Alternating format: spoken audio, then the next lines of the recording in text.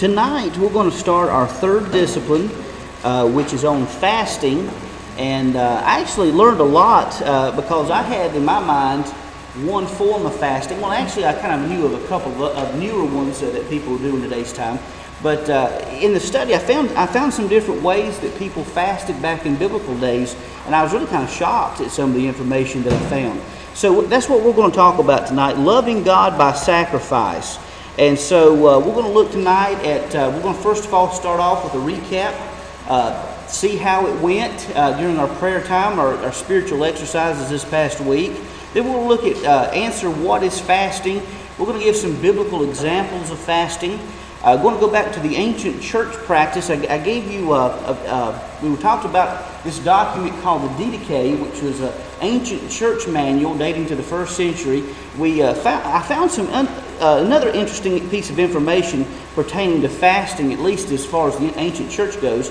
And then we're going to look at Donald S. Whitney in his book. He gives us 10 purposes behind fasting, and then we're going to look at different types of fasting before we close with our discussion. So first and foremost, for those who tried last week's spiritual exercise on meditation, meditating on God and His Word, did you discover any blessings and benefits from what you did, and did you encounter any problems? So let's first start off there. Did you find any great benefits or any problems as you went through the exercise?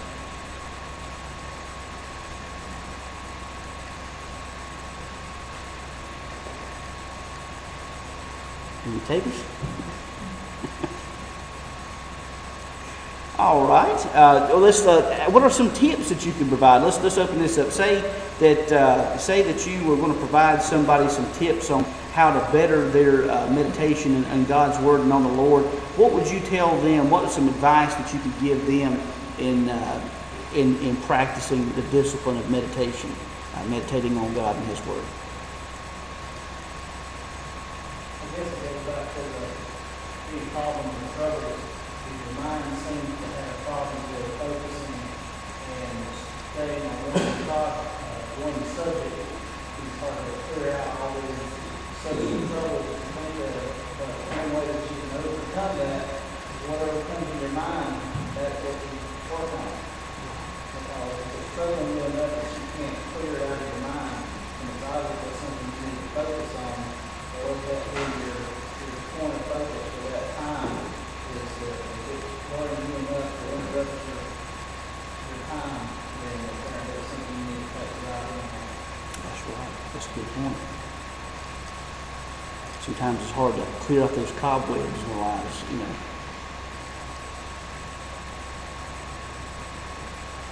Any others?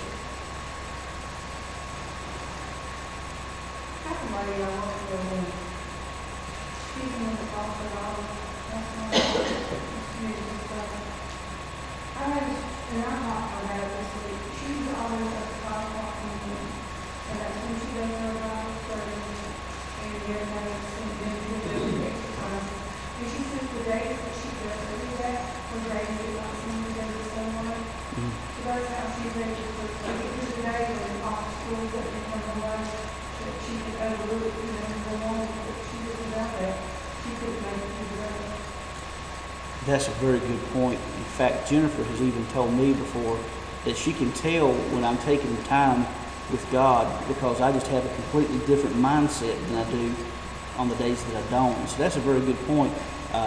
My problem is I've always been a night owl instead of early bird, so I'm good to get out of bed. But I wish I could get in the habit of doing that early in the morning because I think that would give an extra special dose of blessings as it does for the lady you mentioned.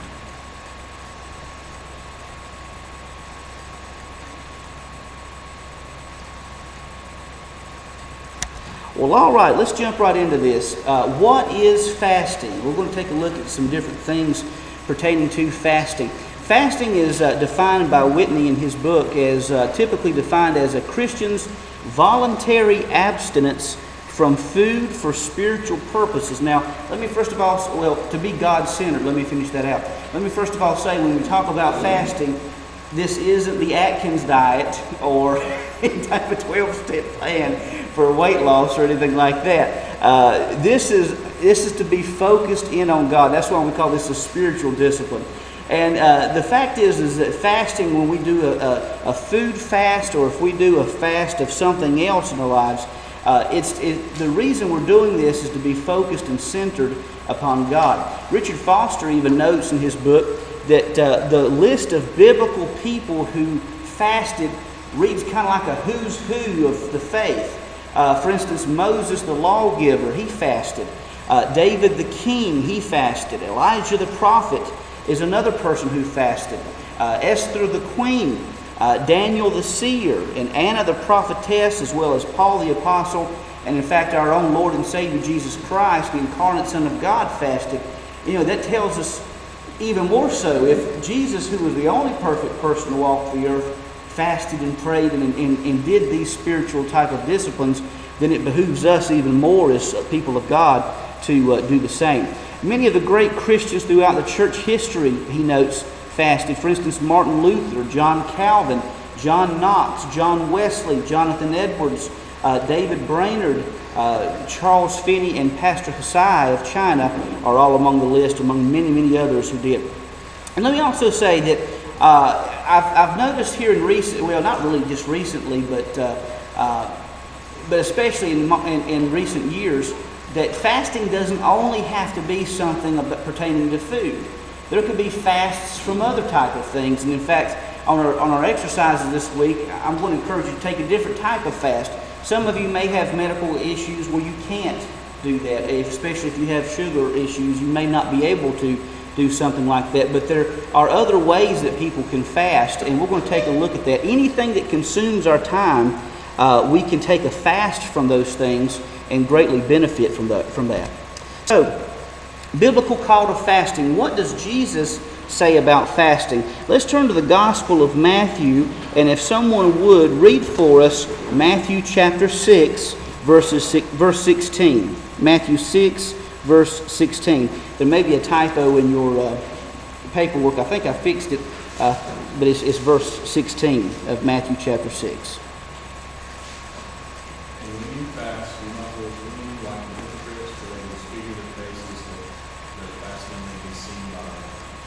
Truly I say to you, they have received their reward. Okay, so what does Jesus say about how a person should fast? What is his point in this verse? How should a person fast? What does he tell us? Should be private. Humbly. And actually there's some points going along with that, well, I'm just going to go ahead and let the cat out of the bag right now. When the Pharisees fasted, they only did so when the majority of the populace was there, and then they would put on a show. I mean, they would make themselves look as gloomy as they could. In other words, and so that everybody would say, "Oh, that is a pious religious person. How great is that person?" Jesus says here to do exactly the opposite. Dress yourself up. Don't let anybody know that you're fasting. Okay, let's take a look at Matthew chapter 9, verses 15 through 17. And someone read that for us, if you will. Matthew chapter 9, verses... Actually, let's go 14 through 17. Then the disciples of John came to him, saying, "Why do we and the Pharisees fast, but your disciples do not fast?" And Jesus said to them, "When the wedding guests mourn as long as the bridegroom is with them, the days will come when the bridegroom is taken away from them, and then they will fast. No one puts a piece of unshrunk cloth on an old garment, for the patch tears away from the garment, and a worse tear is made. Neither is new wine put into old wineskins. If it is, the skins burst, and the wine is spilled, and the skins are destroyed. But the new wine is put into fresh wineskins, and so both are preserved." Okay, so what does Jesus... Well, let me just rephrase this question. I had a hard time trying to get this question worded. What do you think Jesus is telling us about fasting in this passage of Scripture?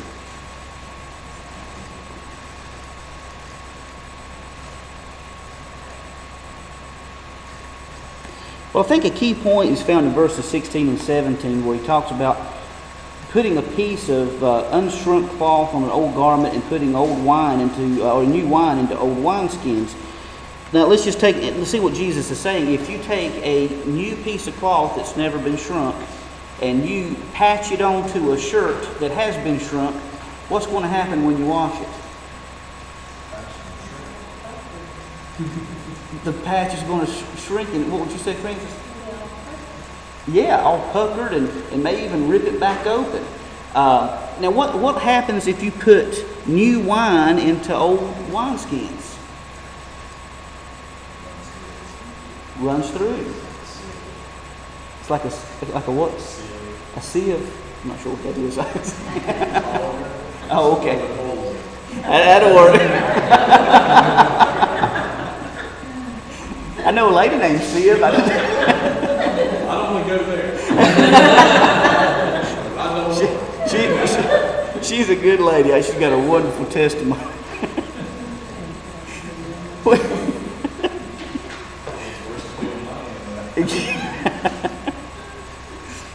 Well, anyhow, what we see is what Jesus is demonstrating here is when you do this, you don't want to do it because you think you're forced to do it. It needs to be something you want to do, because what he's saying is a lot of the Pharisees, that they made it into something that they forced people to do. And what he's saying is, this should be something from the heart, something you want to do. And we're going to take a look at the purposes behind when a person fasts. So that's part of the point of what Jesus is trying to make. Let's take a look at Acts chapter 13, verses 2 and 3. And someone read that for us, if you will.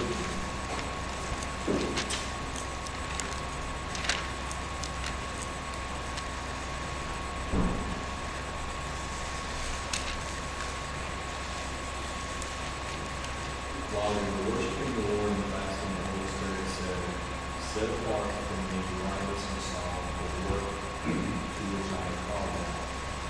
Then after fasting and praying, they laid their hands on them. Okay, back in verse 1, we see that there were several people who were possible candidates to go with Paul on his missionary journey. And you see that they fasted. Why do you think they fasted, and what role do you think fasting played in this selection process?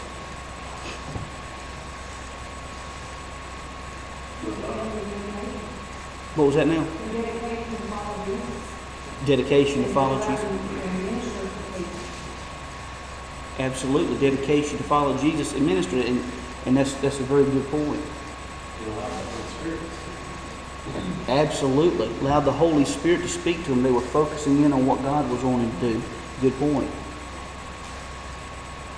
Any others?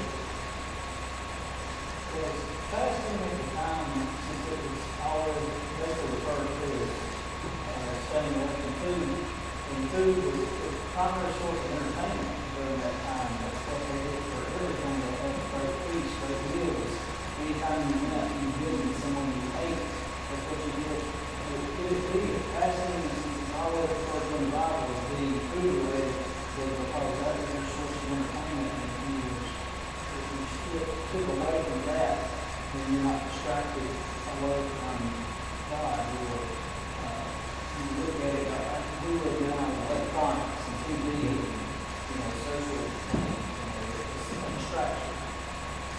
I think so. And you're right, because if you put yourself back into the time of Jesus and the early apostles, this was what they call an agrarian society. I mean, it was farmland mostly. You had cities, but it was mostly farmland. Most of Jesus' ministry happened in the countryside. And so people were farming. Everything was focused on getting a crop. In fact, all the festivals that the Hebrews and Jews had were focused around the crops of the year. And so, I think that's dead on the money. I think eating and survival was so much a focus for everyone that it consumed their time. And so to take a break from that, well, in one way it's a little bit dangerous if you own the farm, to take a break from the crops a little while. But in another case, it was showing your reliance upon God. And also, as you said, I think you're wholeheartedly right. Taking a break from the things that distract you and from the things that consume a person's time. So I think that's dead on the money. I don't know if this is really relevant, but I know that I'm doing some fast, mostly outside of something, and I'm stop and don't really get hungry. I can go all day with somebody. And so there's a little bit of connection I think there. If that's what you're really doing, putting heart and soul into it, probably don't think that's I think you're right, and actually one of these type of fasts that we'll look at is a supernatural fast that seemed to happen. We don't hear about it a lot, but I know it happened with Moses and it happened with Elijah, and I'm pretty sure it happened with Jesus too, because there was a time that he was so focused in on ministry that the disciples were concerned because he wasn't eating anything.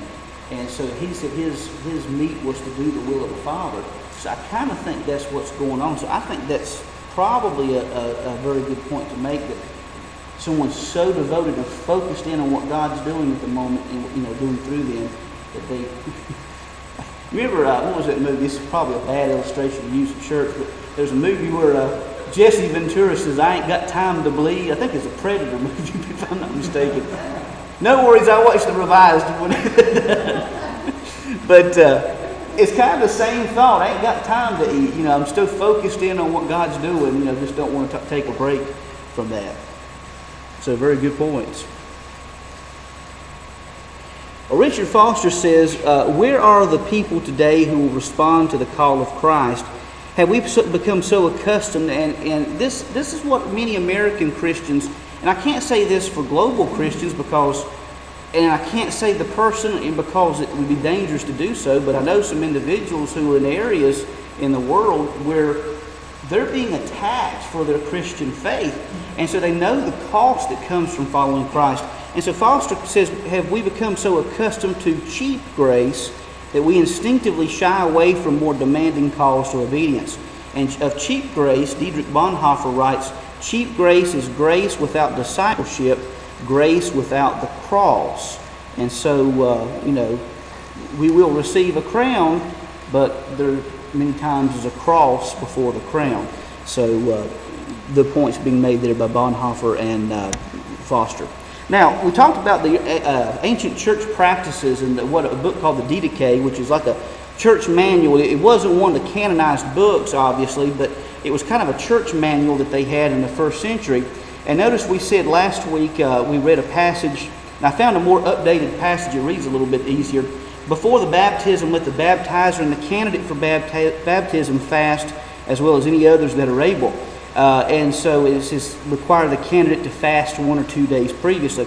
Well, right after that, I went back and looked, and right after that, it called for Christians to fast, that their fast should not coincide with those of the hypocrites. They fast on Mondays and Tuesdays, and in fact, the Pharisees normally fasted on Mondays and Thursdays. Do you know why they fasted on Mondays and Thursdays? That was when everybody came to the city to do their business. Mondays and Thursdays was the most popular day for people to be in the city, so that would be the day they would go out and fast. Well, Wednesdays and Fridays were among the less populated days, and so the Christians would say, let's fast on those days, Wednesdays and Fridays, and so that's what this church manual calls for. Now, what is the purpose for fasting? Daniel Whitney, in his book Spiritual Disciplines for the Christian Life, gives us about 10 purposes behind fasting. First of all, to strengthen prayer. Now, Jesus says that prayer is effective, but if you really want a powerful prayer, the kind that he says it'll move mountains, that kind goes out by prayer and fasting. And in fact, John Calvin said that whenever men are to pray to God concerning any matter, it would be expedient to appoint fasting along with prayer. So to strengthen your prayer, fasting is done. Secondly, to seek God's guidance. I knew a man several years back that he had, I don't know what it was, but I remember it was a time around Thanksgiving. And he had some difficult issues in his life, and he really needed to hear from God and see where God was leading. So he didn't eat anything, which was kind of, odd time to fast, but he really needed to fast. And so he fasted at Thanksgiving. And just a great man of God he was. To express grief. A lot of times people will fast whenever they're expressing grief. They cover themselves. In ancient times, they covered themselves, wore sackcloth and wore ashes to express their grief. Also to seek deliverance or protection. maybe something's going on in your life and you just asking God to be with you or be with someone. You may add fasting along with your prayer time, and some people have done that in the past. To express repentance and return to God. Sometimes people have fasted to do that. Sixthly, to humble oneself before God. The thing about fasting, and I have fasted before, I haven't done it a lot, you can tell, but I have done it. But the one thing I've noticed when I've done it before is as those hunger pains set in, it sets your mind back to the sufferings of Christ. Normally when I've done it before, it's been on Good Friday, before Easter. And there's just something special about doing it on that day, because especially between the hours of 9 to 3, because those are the hours that He was on the cross. And there's just something very humbling about doing that, especially on Good Friday. And that may be a practice I try to get back into. To express concern for the work of God. Again, he was talking about this, so involved in the work of God, expressing concern for the work of God, a person may fast to do that. To minister to the needs of others. And here again, I think that goes along with what was said earlier, to be so focused in that, one guy says, ain't got time to bleed, you say, ain't got time to eat, got to keep working for the Lord. To overcome temptation and to dedicate yourself to God, Whitney says, this is a good way to overcome temptation. And let me just say that when it comes here, it's a good way this gives you a good way to think about what it is that's tempting you and where that temptation is coming from, and try to eliminate. For instance, let me give you a case in point. I knew a guy who came to the Lord, and he had drug problems.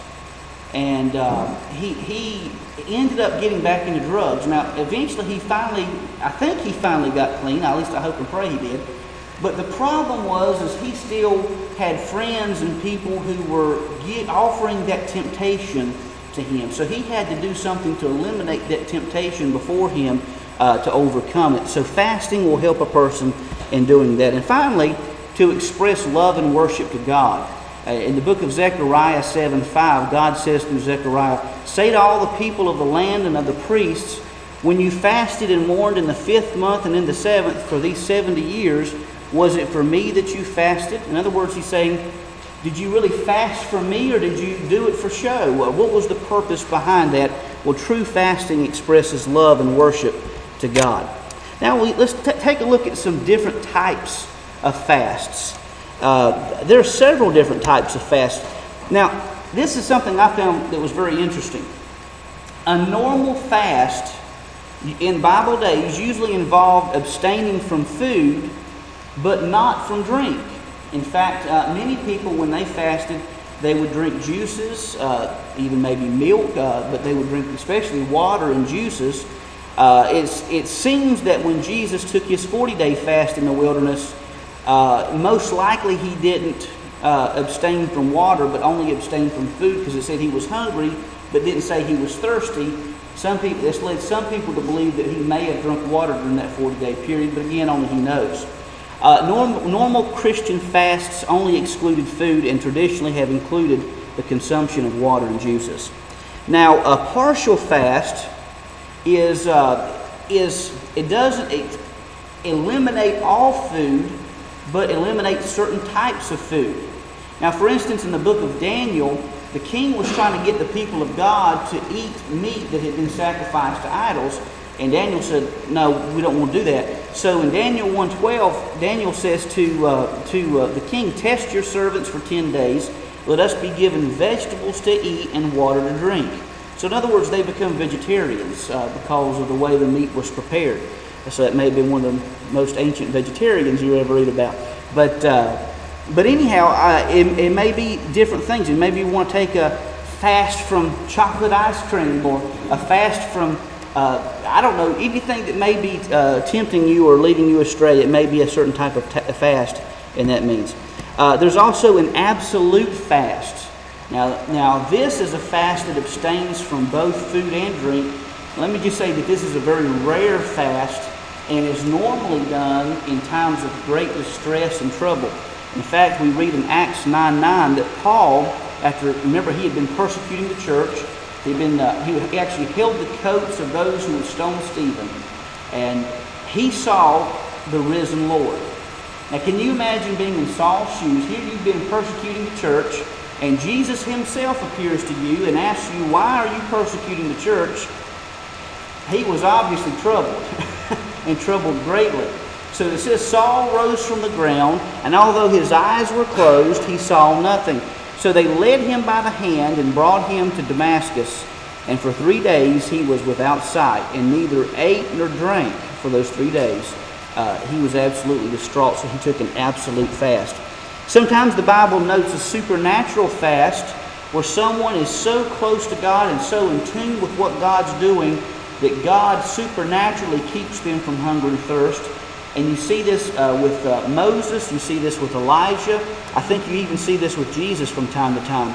But Moses wrote in Deuteronomy 9:9, when I went up to the mountain to receive the tablets of stone, the tablets of the covenant that the Lord made for you, I remained on the mountain 40 days and 40 nights, and I neither ate nor bread nor drank water.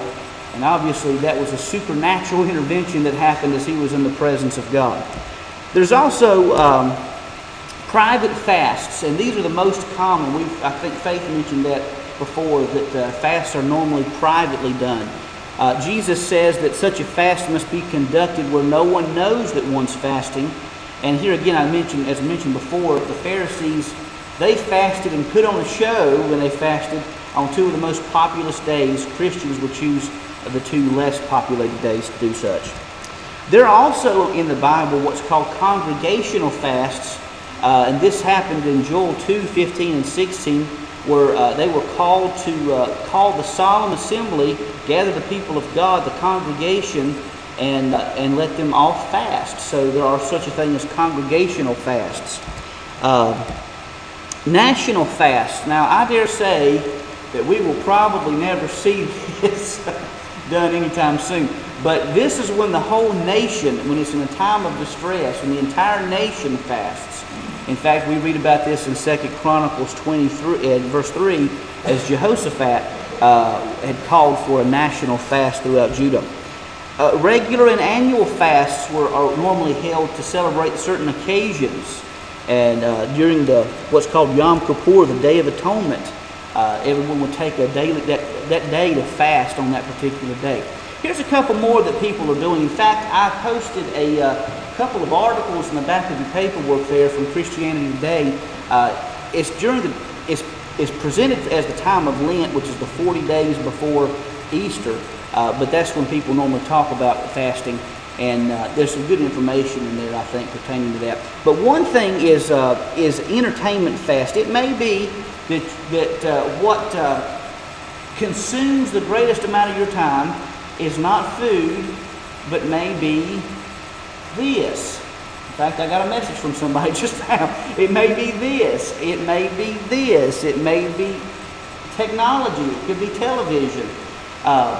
I never knew how addicted I was to television until a few years back when a storm came through and knocked the power out for 3 days in the wintertime. Now, Virginia, my mother-in-law, she had power, but we didn't. And I went about stark raving mad because there was nothing that would work. And so I didn't realize just how addicted I had become to the television. So an entertainment fast may be something that we need to do or look at doing. Abstaining from certain hobbies or habits that consume an exorbitant amount of time. Online and television fasts, that kind of goes along with that. Abstaining from the internet or television for a specific period of time. I think Bob Deal told me last week that he heard a story of a family that was challenged to take a fast for like a day or so, I think it was. And if they did that, they would win a prize to, I don't know, Myrtle Beach or something like that. They only made it 2 hours. Yeah, absolutely. 2 hours is what they made it for. And so, it shows how much we're I guess addicted is the right word for it, to modern technology. So let's just ask this question first. Of the fasts that were listed, and there may be more that we could list there, which fast do you think that you would most benefit from Which of these fasts do you think is, and maybe you can think of a different type of fast that a person could do. Which type of fast do you think may be beneficial for people in today's time?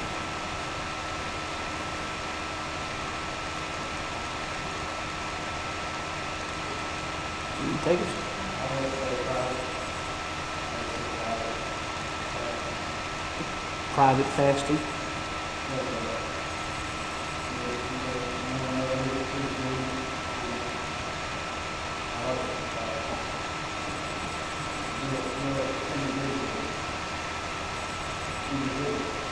And you're right, you never know what type of effect. Because I want to tell you something, this past Sunday, I don't know if it was me or just me or not, but man, the Spirit was strong here this past Sunday. And so I think maybe is when we started getting in these disciplines and stuff like that. Because I tell you what, the Spirit was moving fast and furious this past Sunday. So there may be, benefits to that personally and for others by doing a private fast. That's a very good point. Any others?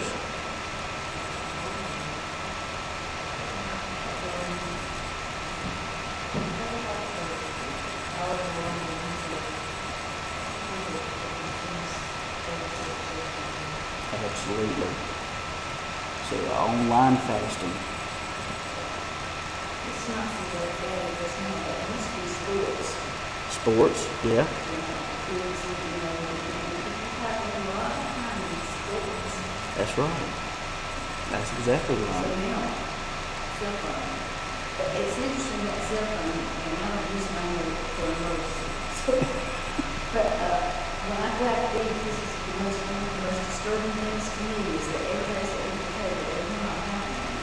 Nobody, or the mom and daddy have them, and people bring their mom all over the place, and people don't pay attention. That used to never happen, Before you sit down and you weren't using all that kind of thing. So it's just funny, that really doesn't, I don't use that, but I have people that things that I could do, but used to be sports, we were doing sports all the time. Now we learn things. That's right. And direct results, maybe. Partial. But you brought up a good point there about people interacting, and it makes you wonder with all these shootings going on, maybe people it's maybe doing something. I mean, obviously, I think the departure from God and the breakdown of the family is the main root. But even still, with people being so obsessed with technology, it's kind of depersonalized people from one another, and so that people aren't interacting the way they used to interact in years gone by. For people's self-esteem, coming out somebody had a phone or driving, or, see the video, person walking through the mall on the phone and ended up in the fountain because they were watching where they're going. That'd be me. I mean, just interaction with other people is one thing, but just, it causes unsafe environment, and when you go to somebody's restaurants now, you don't even have to bring your own box, they got one sitting on the table for you. Yes. Applebee's and And we have to hide from the kids, but there's button and order things we don't wonder. yep. And it's really ingenious what they did with that too, because they got it out there, and for an extra $1, the kids can play these games on there. And you about have to hide them. But that's another way the devil has of, taking control from your mind. When you think about it, there's no communication, everybody's got their own thing, and so your kids going to tell you what they're going to do and what they're not going to do. They don't, because that's another way that the devil has tricks. Mm-hmm.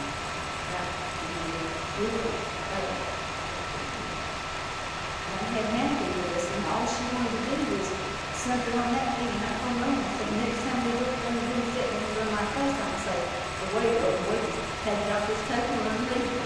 Yeah, that's right. They just want to work, it's just a distraction, and, it's that time you should be spending together meals, or it should be important. Absolutely. Absolutely.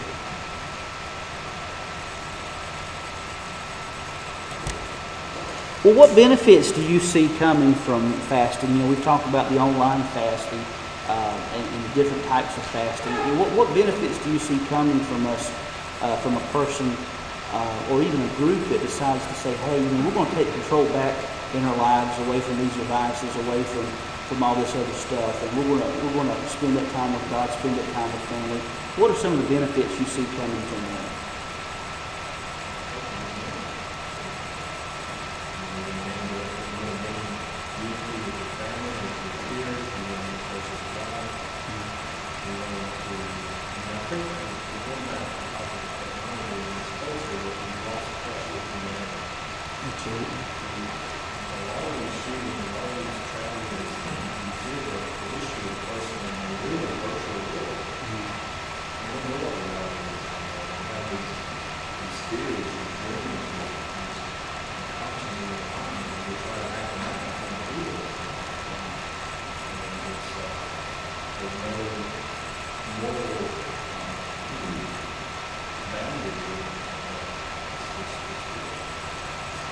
That's a very good point. You know, there's a lot of stuff that's done. You know, whether it be through games, whether it be through chatting with people online, you don't see them face to face, you don't interact with them face to face.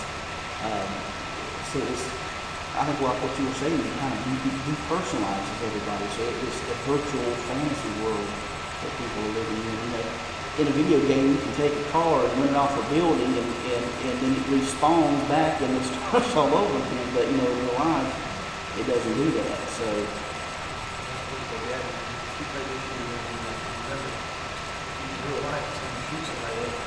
that's right. That's right. And how many kids are out there playing games and don't want to tell them that, you know? And so for them, going out to a place and shooting someone they think is part of the game, you know?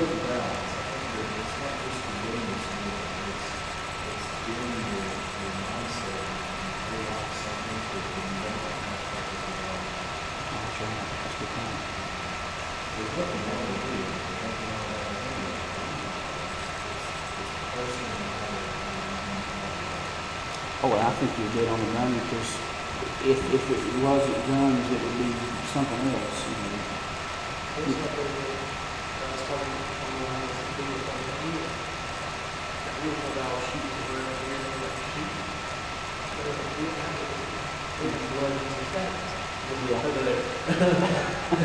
So, I mean, it's difficult.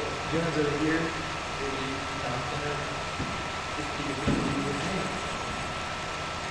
Jennifer's dad had a saying a long time ago, said that locks are just to keep honest people out. And so if someone's going to break in, they'll find a way regardless what it is. And so the same thing is true with violence and stuff like that. If someone's going to hurt somebody, they'll find a way to do it. You know?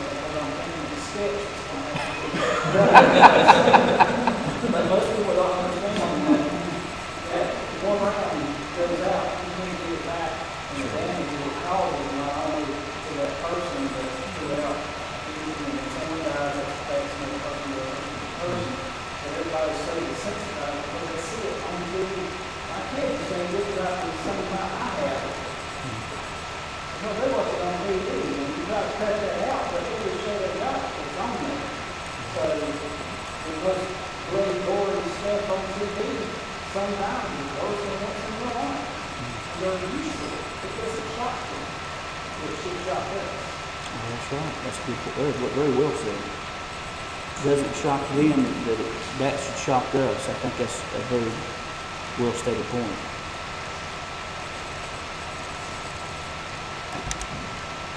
All right, I have a couple articles for you in back. I had a chance to look over this. I thought it was really interesting.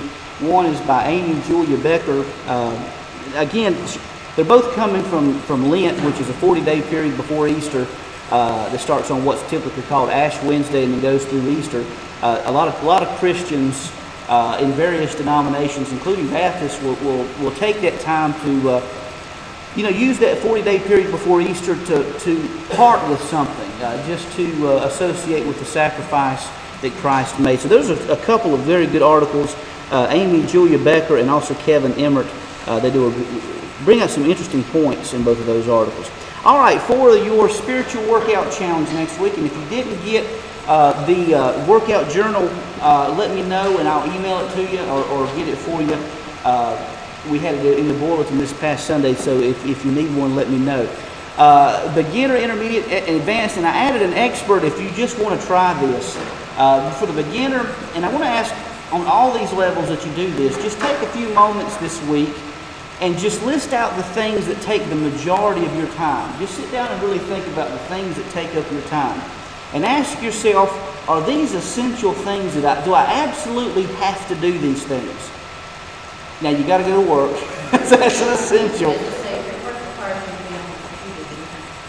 You have to do that, yeah. And right now I'm kind of locked in. I can't do anything about it. I'm kind of locked in. But ask yourself, is it essential? And then if it's not, for the beginner level, take a few hours away from those things. Take 2 or 3 hours away from whatever it is. For the intermediate, if you want a little bit more of a challenge, do the same thing. Make that list. And then take an afternoon away from those things. For the advanced, if you really want to challenge, make the list and then take an entire day away from those things. And for the expert, if you really want to try this, I want to offer this for you as well. If your health is able, now if you have physical problems, physical health issues where you can't do this, don't try this. But if your health is where you can, try food fast. And then we'll come back next week and talk about these fasts that we did. Maybe you try to take an afternoon away from the computer, an afternoon away from the television. Make something that takes a lot of your time and try one of these challenges to take some time away from it. So next week, we're going to look at the last discipline in the first section, which is the inward disciplines. And then starting in the 5th, going on forward, we'll look at some outward disciplines like solitude, simplicity, and service, and a whole lot more yet to come. But this will be the next week will be the end of the first section before we go into the second section. So there's 12 weeks, there's 12 disciplines, but this next week will be discipline 4 will be the end of the first section. But we're going to take a look at study. This is loving God with the mind. And so we're going to take a look at some ways in which we can grow ourselves in Bible study, grow ourselves in learning more about God and His Word and about the truths that really matter. So are there any questions or comments before we close?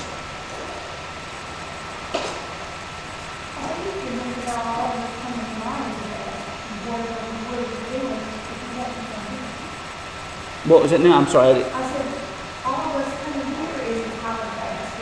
Yeah. We're doing something here that we wouldn't do, that we're just going about Jesus and being more focused on Him. So simply all that Well, and that's a good point. That's a very good point. And I think it brings up the situation where, this isn't talking about people who have to work, certain days, because I've been there when I worked a schedule before where I only had one Sunday off. But, a lot of times, people won't come to worship services. But yet that is a type of fast, as you mentioned, and I think it's a very good point. Taking time to be in God's house, whether it be on a Wednesday night study or whenever that time may be, taking time to be in God's house, and that's a very important thing to do, and a very good point.